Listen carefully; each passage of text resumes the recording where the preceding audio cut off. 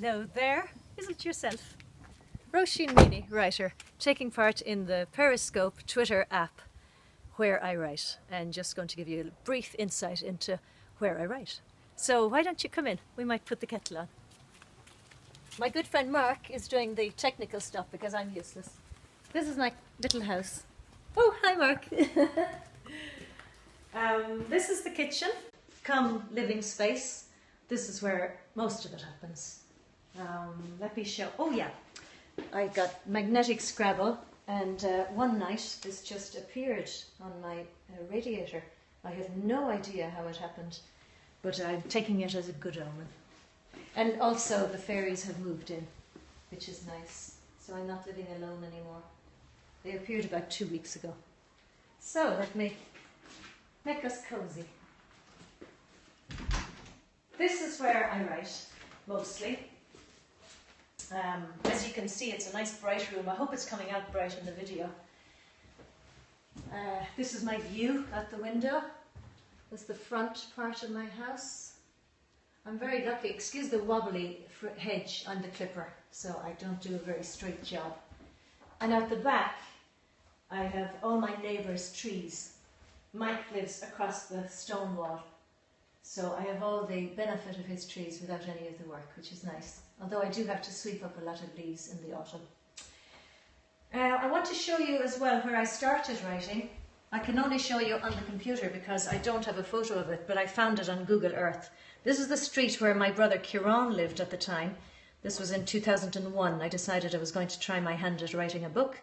So I went over and moved in with Kerry. His house is one of those ones, I'm not sure which exactly, and I can't zoom any better. I'm not much good.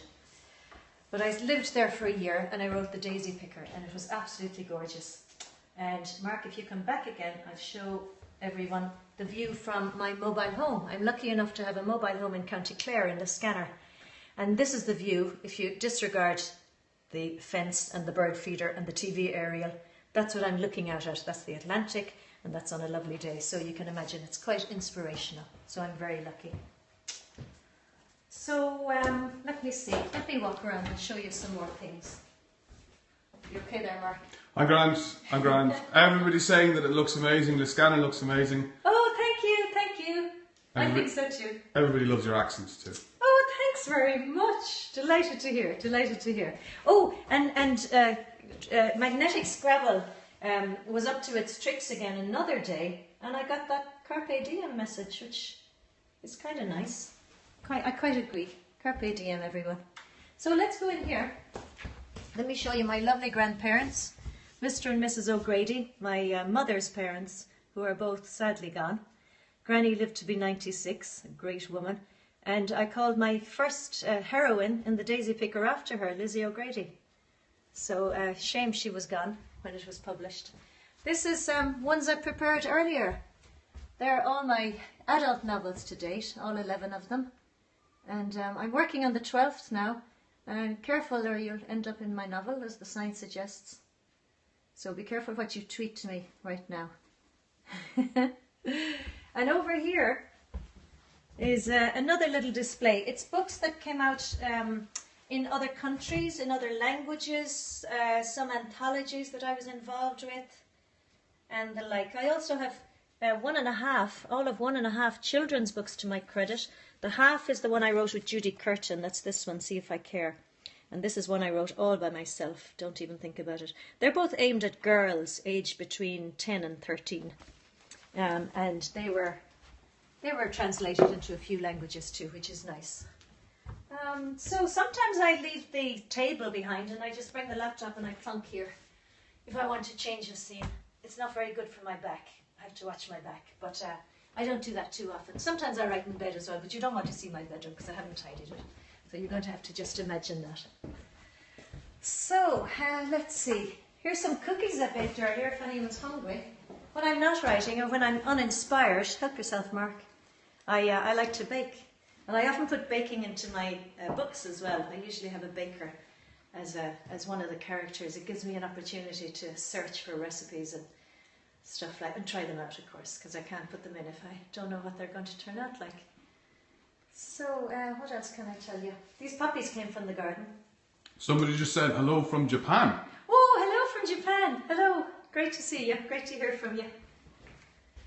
Maybe I'll do a little bit of a reading. What do you think, Mark? I think people might like to hear. I was wondering what to read from. So I decided, rather than read from one of the books that is already out, I'll do just a little tiny bit of the book that I'm working on at the moment. I was going to read 2 pages, but Mark says don't read 2 pages, just read a little bit, so I'm not allowed. I'm only going to read about that much. So, gotta keep them wanting more. Gotta keep them wanting more. Yes, Mark, whatever you say. Okay, so this book is going to come out at Christmas. It's coming out probably in November. And it's the first book that I'm going to have published at Christmas, so I'm really looking forward to seeing what difference it makes coming out at that time of the year. I'm sure lots of people will be looking for Christmas presents, so hopefully some of them at least will look my way. I'm going to start at the very beginning of the book. Just briefly, it's going back to the island of Arun, which I've written about in 2 earlier books, One Summer and After the Wedding. And they came out in 2012 and 2014, respectively. And because I felt like I hadn't said all I wanted to say about Arun, I'm revisiting it, probably for the last time, but maybe never say never.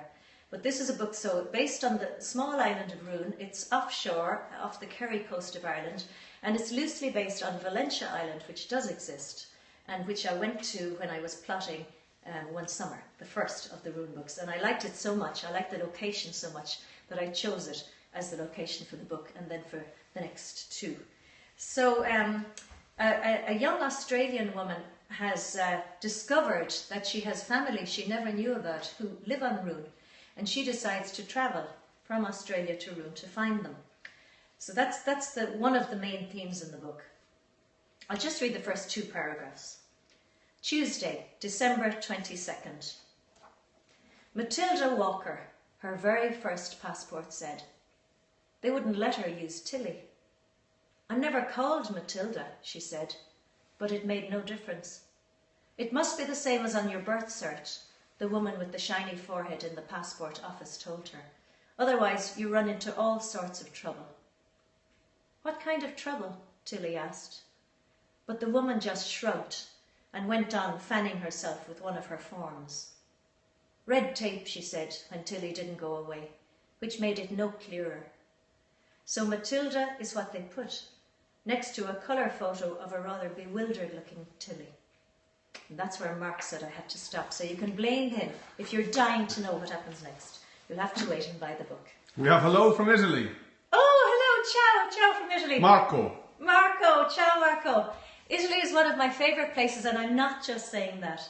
I often relocate to different places when I'm plotting a book. And last year, in March of last year, I went to Monopoly in Puglia, and I spent nearly a month there, just on my own, just thinking about things and coming up with an idea for the next book. And I absolutely loved it. Mind you, it was very cold, much colder than I had anticipated, and I had to buy practically a whole new winter wardrobe. But that's okay. Marco came back with 2 smiley faces. And Sven says, I love your accent. Does he say it like that? That's what the font is saying to me. Hi Sven, hi, good to hear from you.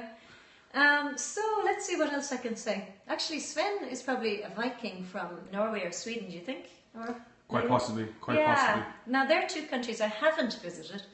I've lived in a lot of different countries and I've written in a lot of different places. I usually check out writers' residences in various parts of Ireland.